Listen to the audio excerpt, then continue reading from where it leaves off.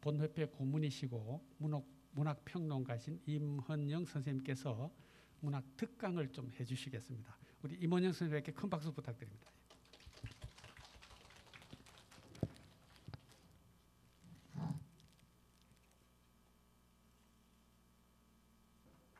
문협 이 중요한 60주년 회관맞이 심포지움에 저를 특강으로 초청해 주심에 대해서 대단히 감사드립니다. 여러분 다시 한번 인사드리겠습니다. 이완영입니다. 이 위기 위난 극복이라는 주제인데 지금 여러분들이 아까 정식 식당에서 보니까 다 이 스피노자가 그 철학자 중에서 가장 정직한 사람입니다. 철학자 중에서 반항꾼도 있고 사기꾼도 있고 돈 밝힌 사람 많았거든요.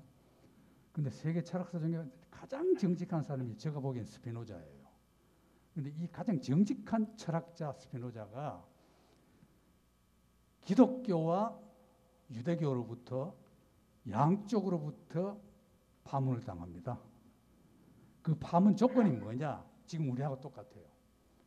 2m 거리를 누구도 스피노자 있는 데는 2m 가까이 다가가지 못합니다. 누구도 스피노자와 밥을 못 먹습니다. 누구도 스피노자와 대화를 못합니다. 지금 그랬죠? 식당에서. 바로 우리가 이런데 그 사람이 두 종교로부터 다 파문을 당했거든요. 근데 사실은 가장 윤리적인 사람이었어요. 근데 지금 우리가 당하고 있는 거는 인류 역사의 처음이에요. 제가 아는 역사, 제가 공부한 역사 공부에는 인류 역사 이거 처음입니다. 왜냐하면은 자연재해도 아니고 인간의 재해다. 자연재해와 인간이 만든 재해가 융합된 거예요. 그 전까지의 모든 재난은 국제적이었습니다. 국제적인 것이 국제적으로 영향을 미쳐서 일어난 것에 비해서 지금 우리가 겪고 있는 것은 온 인류적이에요. 어떤 후진 국가도 어떤 선진 국가도 똑같은 순환, 어떤 부자도 가난뱅이도 똑같이 이렇게 평등하게 전 인류를 파문했어요. 그래서 저는 그 용어를 이래 쓰고 싶어요. 이것은 우주 삼라 만상이 자기들을 그동안 괴롭힌 인류에 대한 파문이다. 그렇게 해석하고 싶어요. 어떤 종교를 믿든 무신론자든 누구든 간에 다 우리가 살아가면서 지구를 파괴시키면서 우리가 살아왔거든요. 파괴시키면서 지구 자원을 파먹으면서 우리가 지금까지 다 행복하게 살고 있단 말이에요. 즐기고 엔조이 했단 말이에요. 그러니까 이만큼 즐겼으니까 너들 한번 당해봐라. 이건 제가 이제 농담 삼아 하는 말이고 참 괴롭습니다. 그런데 위난이라는 게 이 세계사에 나타난 위난을 보면요, 크게 나누면 세 부류입니다. 분류로 크게 딱 나눠보면 첫째는 자연이 내린 인간에 대한 재난, 이게 하나, 위난이 하나 있고, 두 번째는 인간이 만든 위난, 세 번째는 자연과 인간의 합작품. 큰 범주는 안 하면 세 가지밖에 없습니다. 그 외에 재난은 없어요. 그럼 이제 이 순서대로 보면은 자연재난이 제일 먼저죠. 고대 원시 사회 때 보면 자연재난이 제일 먼저인데, 자연재난 하면 우리는 다 생각할 수 있습니다. 태풍, 폭우, 화산, 지진 다 있죠. 그런데 이제 이 여러 가지 그 태풍 가지고도 소설 많이 나왔고, 온갖 그 자연재해 때문에 일어난 일 다 많이 나왔습니다. 홍수재 가지고 살림 망한 거, 가난한 사람들이 강에 떠내려가는 그런 얘기 너무나 많아요. 문학 작품에도 많고 온 세계적으로 다 많습니다. 그런데 가장 오래된 것은 물입니다. 물의 심판, 홍수 심판. 홍수 심판하면 여러분들 금방 노아 방주 이렇게 생각합니다. 그런데 사실은 세계 문학 작품에 나타나는 그 홍수 심판은 노아는 훨씬 뒤고 성서는 그걸 뺏겨 먹은 거예요. 지금 세계 문학 사가들이 그걸 인정하거든요. 성서는 다 뺏겨 먹은 원본이 뭐냐? 길가메시 서사시입니다. 길가메시 서사시라는 거는 일리아드 오데세이보다 1500년 전에 나왔습니다. 메소포타미아 문명이죠. 그게 제일 먼저거든요. 그게 이제 똑같아요. 조금 다른 건 이제 노아는 며칠 동안 비가 왔던 게 짧아요. 점점 짧아집니다. 이 인도 신화에도 있거든. 인도에도 마누라는 인도 법전에 마누라는 마누 법전이 있는데 인도에도 그 홍수가 났는데 노아와 똑같은 역할을 하는 것이 마누입니다. 인도에서는. 그것도 성서보다 더 먼저 나왔죠. 인도가 먼저 나왔거든요. 인도 신화가. 그 인도 길가메시 서사시 바빌로니아 거. 그 다음에 이제 노아로 넘어가는데 이건 그 멕시코 저쪽에 있다 그래요. 그쪽 문명 중에도 그 무르 심판이 있다 그럽니다. 그래서 재난이라는 것이 뭘 상징하느냐? 문학에서 그런 문학 작품에 혹은 신화나 전설에 나타난 혹은 종교적인 해석에 의하면은 그냥 홍수 난 게 아니고 홍수로 인해서 천지개벽을 합니다. 온 세상이 바뀌어버려요.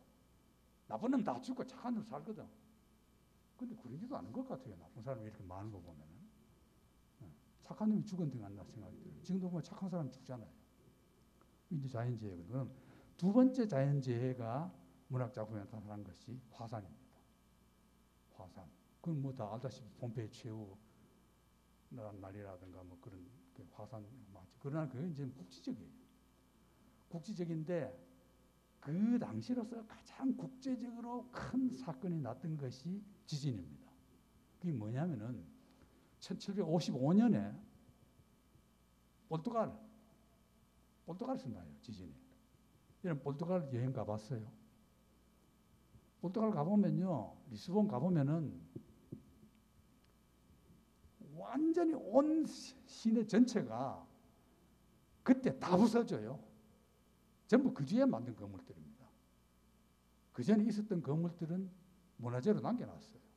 그 정도로 다 죽거든요. 그게 언제냐면은 1755년 11월 1일 9시 몇 분이에요. 그게 바로 예배 보는 시간입니다. 예배 보는 시간에 다 예배당에 갔다가 몰살한 거예요. 어떻게 생각합니까? 하나님 뭐 했어요? 그때 괴테가 6살이었습니다. 6살 괴테가 이 리스본 지진이 영향이 어떤 거냐면은 온 유럽이 다 흔들리고 그 여진이 몇 달 동안 250회 그 이 파도가 대서양을 건너서 중남미 해안에 전부 해일이 일어납니다. 그 독일이니까 괴테는 당연히 그걸 다 소문 듣고 알고는 괴테가 어떻게 생각했냐? 그 괴테 시와 진실에 보면은 하나님 뭐 하고 있나 신이라는 게. 그 이전에까지 괴테가 그 유년기니까 6살이니까 어릴 때부터 집안에서 들은 종교 교육은 모든 거는 하나님이 다 정해도 하나님 뜻이라 그랬거든요. 여러분 다 그래 믿잖아요. 근데 이게 뭐냐 이거야. 그래서 괴테는 평생 교회 안 갑니다. 딱 결혼식 할 때 한 번 가요. 그러나 신자가 아니냐? 유럽에서는요, 기독교 신자 아니면은 그거는 행세를 못 합니다. 인간 행세를 못 해요. 맨날 말로는 하나님 하고 뭐 하는데 실제로는 교회 한 번도 안 가고 괴테가 말하는 하나님이나 신을 보통 기독교인들이 말하는 하나님 신과 개념이 달라요. 약간은 범신론적이고 좀 다른 겁니다. 그게 6살 때 영향받아가지고 그랬거든요. 그러면은 이런 자연재해 앞에서 인간이 뭔가 깨달아야 된다. 그걸 당하고도 깨닫지 못하고 또 그대로 그 몽매한 상태로 가면 그건 지혜가 인간을 이렇게 교훈을 못 준 거죠. 그 다음에 이제 자연재해가 준 것 중에 두 번째가 뭐냐면은 그 여러 가지 그 화산하고 뭐 있었지 않습니까? 그런 여러 있었는데 이게 점점 자연재해가 확대돼요. 나중에는 이제 또 나중에 세 번째 부류에 속하는 건 나중에 하기로 하고 그럼 자연재해 이해가 이래 됐죠. 그럼 두 번째 뭐냐면 인간이 만든 재해입니다. 위난이. 인간 만든 위난은 뭐냐? 가장 큰 건 전쟁입니다. 전쟁은 여러분 아시다시피 지구상의 모든 나라의 그 민족의 가장 위대한 문학은 전쟁 문학입니다. 전쟁. 뭡니까? 자기 나라 입장에서 볼 때는 독립전쟁. 그게 가장 위대한 문학입니다. 어느 나라나 보십시오. 세계 걸작, 일리아드 오데세이부터 전부 전쟁 문학입니다. 그렇죠? 전쟁으로 사람 인생관이 얼마나 달라집니까? 우리나라도 6.25를 통해서 온 사회 구조가 바뀌었잖아요. 완전히 그야말로 양반산업 다 없어진 게 6.25 후거든요. 그 정도로 전쟁 바꿨죠. 그런데 이 전쟁이 일어난 것도 괴테가 또 느껴요. 역시 괴테는 괴테예요. 문인이 그래야 돼요. 문인이 그러고 느껴야 됩니다. 그 괴테 몇 살이냐? 7살입니다. 6살에 리스본 대지진 봤죠. 7살에 자기 나라에 전쟁이 난 겁니다. 독일에. 7년 전쟁이라는 겁니다. 1756년에 나서부터 7년 동안 전쟁하거든요. 그 전쟁이 났는데 자기 외할아버지는 프로이센 편을 들고 오스트리아 편을 들고 오스트리아가 그때 독일하고 같은 나라거든요. 같은 나라인데 오스트리아 왕가 합스부르크 왕가 편을 들고 외할아버지는 자기 아버지는 프로이센 왕가 편을 드는 거예요. 같은 독일끼리 싸운 겁니다. 우리나라 남북전쟁 하듯이 6.25 났듯이 같은 독일끼리 싸웠거든요. 그걸 보고 괴테가 왜 할아버지와 아버지도 유견 통일 못하느냐? 권력은 다 나쁜 것들이다. 권력은 다 그 자기 파벌 싸움이다. 이걸 느껴요. 그래서 굉장히 이 지상의 권력에 대한 어떤 그 불신, 이게 괴테가 평생 가지고 있거든요. 7살에 겪은 자기 국내 전쟁 때문에. 그 이제 말하자면은 전쟁 문학은 제가 여기서 구체적으로 말 안 해도 여러분 너무나 잘 알지어다. 세계 걸작들이 다 전쟁 문학이고. 그런데 그다음 세 번째가 이제 가장 중요한 겁니다. 이게 뭐냐? 자연과 인간 합작 재해, 재난, 합작 위난. 이게 코로나 같은 겁니다. 그런데 코로나뿐이 아닙니다. 역사가 길어요. 질병이거든요. 지금은 이제 질병과 자연 환경 생태 이 두 가지가 이제 그 인간이 만든 위난과 자연재해가 만든 위난이 합쳐진 겁니다. 복합적인. 이 뭐냐? 우리나라 온 세계적으로 금년 여름에도 이렇게 덥듯이 온 세계가 지금 난리잖아요. 기후 때문에. 이게요. 학자들이 예상하는 것보다 훨씬 빨리 변해요. 훨씬 빨리 변합니다. 누가 잘못입니까? 인간이 잘못입니다. 지구상에서 인간이 가장 독종이에요. 제일 여러 가지 많이 먹고 안 먹는 게 없어요. 하늘에 날가 붙어 땅 밑에 바다 물속에 있는 까지 다 잡아먹어요. 여러분 동물 보십시오. 몇 가지밖에 안 먹어. 여러분도 죄 많죠? 나도 죄 많이 지었어. 난 고기 잘 먹어요. 그러면 코로나 같은 걸 보면요. 무슨 왜 합작품이냐? 자연적인 재해, 재난도 있고 자연이 또 병균 만들어냅니다. 착한 건 만들어내지 않아요. 코로나가 왜 이렇게 범인류적이냐? 인간이 만든 겁니다. 세계화, 교통 좋고 어느 나라나 홍콩 감기 온 세계가 다 퍼져버리잖아요. 어느 한 나라 옛날엔 지역에 그쳤거든요. 그런데 그 질병 중에 가장 큰 게 여러분들이 가장 잘 아는 게 패스트죠. 패스트. 그야말로 데카메론을 낳은 패스트. 이태리에.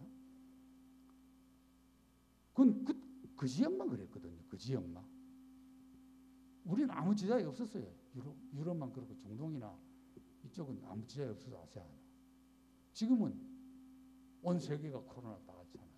그런데 이제 패스트를 예를 들어, 흔히 많이 예를 들어요. 드는데 지금 우리나라도 보면 텔레비에 나가가지고 패스트가 어떤 영향을 미쳤고 많이 얘기하는데 제가 보는 거하고 조금 다른 점은 뭐냐면은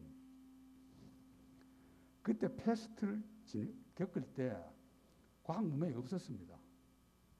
오직 치료해 줄 수 있는 것은 하나님 힘밖에 안 믿었어요. 그래서 하나님으로부터 은총을 받아서 나를 걸리지 말게 하고 죽지 말아 달라고 성당 가서 기도만 했어요. 더 많이 걸린 겁니다. 더 많이 걸렸어요. 쉽게 말하면은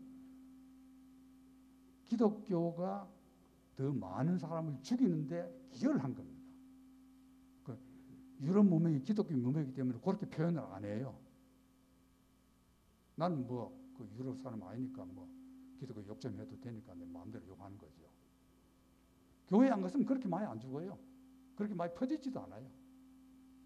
근데 지금 코로나도 똑같아요.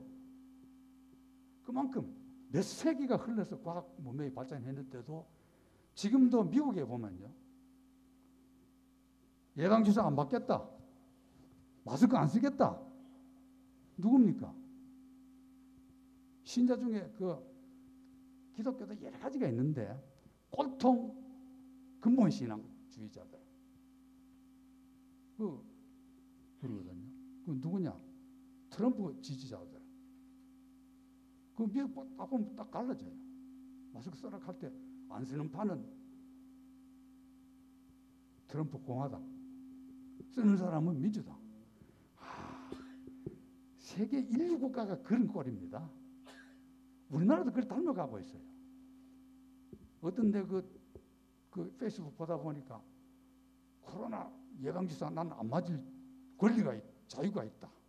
그게 무슨 자유입니까? 이미 몇백 년 전에도 증명했는데. 그럼요, 그 패스트가 무슨 영향을 줬느냐, 이게 이제 내가 하고 싶은 중요한 얘기입니다. 그 뭐냐면은 그냥 병이 하나 진행하면은 거기서 교훈을 얻느냐 못 얻느냐 그런 거거든. 반드시 교훈을 줘요. 깨닫지 못할 뿐이야, 인간이.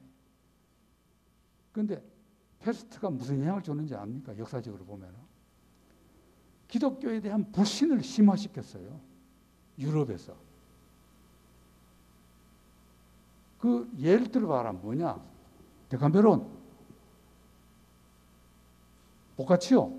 데카메론 여러분 보셨어요? 대충 봤죠? 자세히 보십시오.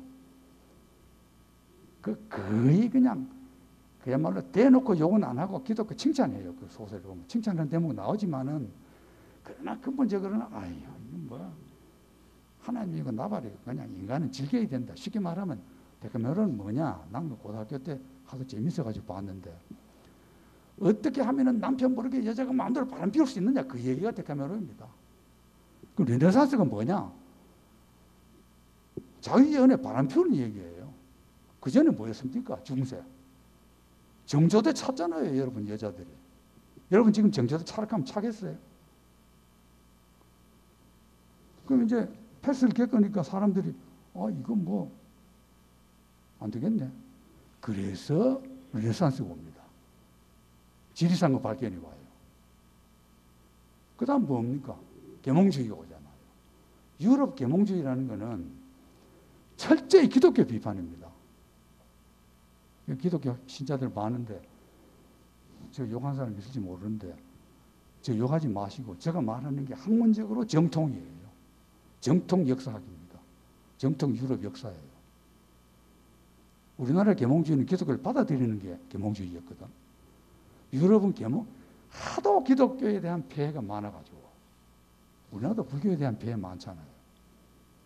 그래서 기독교를 비판하는 게 계몽주의 주류입니다.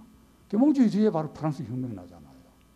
그럼 자 이제 다시 오늘 주제로 돌아가면은 베스트가 유럽에서 엄청난 계몽주의와 사회 체제를 바꿨다.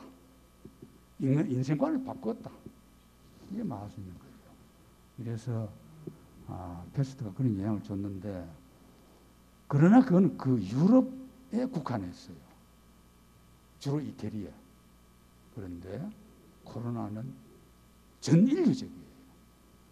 그럼 전 인류적인데 문학이 뭐 하느냐?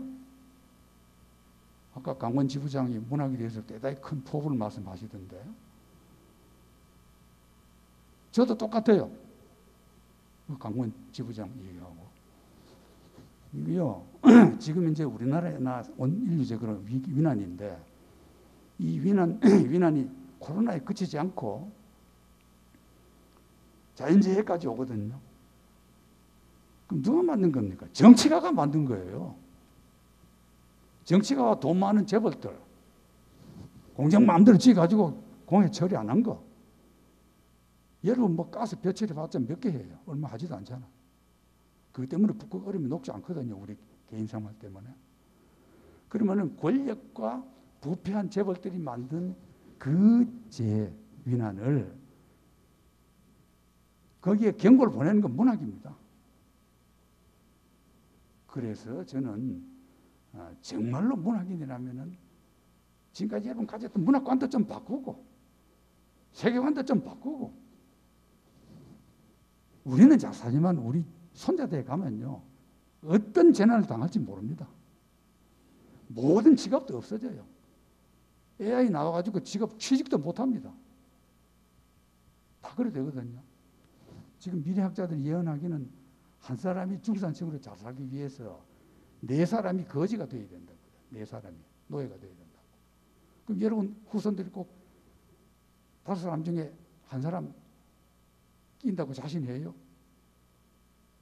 그래서 이 사회복지과 같은 게 나오거든요. 그래서 여러분들도 좀 그런 점에서 이걸 계기로 해서 신경 써주시기 바라면서 제 얘기를 끝내겠습니다. 감사합니다. 네, 임원영 선생님 좋은 말씀 감사합니다. 네.